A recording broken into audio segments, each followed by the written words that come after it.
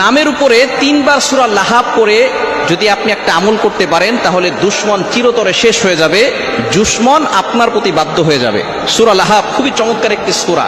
এই সূরা লাহাব এমন সময় আল্লাহ পাক রব্বুল আলামিন নাযিল করেছিলেন যখন আল্লাহ পাক রব্বুল আলামিন নবীজি সাল্লাল্লাহু আলাইহি ওয়াসাল্লামকে নবুয়ত দিয়েছিলেন এবং নবীজি সাল্লাল্লাহু আলাইহি ওয়াসাল্লাম সকলের কাছে তিনি দাওয়াত প্রচার করেছেন। তখন তার চাচা আবু লাহাব সে কিন্তু এক হাত দিয়ে পাথর নিক্ষেপ করেছিল। আল্লাহ পাক রব্বুল আলামিন তার জন্য বলেছে তাব্বাত ইয়াদা আবি লাহাবি ওয়া তাব, আবু লাহাবের 2 হাত ধ্বংস হয়ে যায়। সুতরাং যারা দুশমন আছে, এই দুশমনকে যদি আপনি কাবু করতে চান, দুশমনের ক্ষতি থেকে যদি আপনি বাঁচতে চান, সূরা লাহাব, ওই দুশমনের নাম লিখে যদি সূরা লাহাব আপনি 3 বার পড়তে পারেন, কিভাবে পড়বেন আমি বলে দিচ্ছি।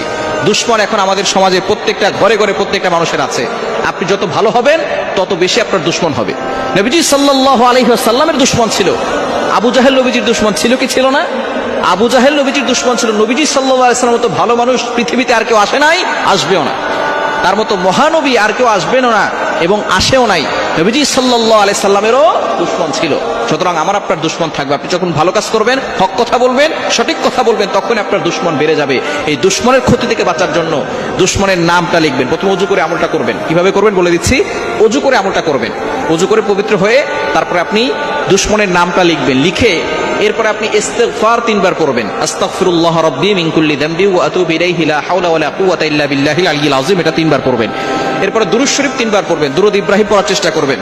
আল্লাহুম্মা সাল্লি আলা মুহাম্মাদ ওয়া আলা আলি মুহাম্মাদ কামা সাল্লাইতা আলা ইব্রাহিম ওয়া আলা আলি ইব্রাহিম ইন্নাকা হামিদুম মাজিদ।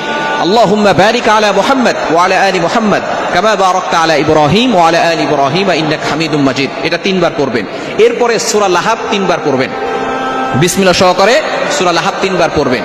পড়ার পরে যেই ব্যক্তি আপনার সাথে দুশমনি করছে, আপনাকে ক্ষতি করার চেষ্টা করতেছে, আপনাকে বিপদে ফেলে দেওয়ার চেষ্টা করতেছে, ওই ব্যক্তির নাম 3 বার উচ্চারণ করবেন। এরপর আপনি চোখ বন্ধ করে মনে মনে চিন্তা করবেন যে আপনি তাকে বাধ্য করতে চাচ্ছেন।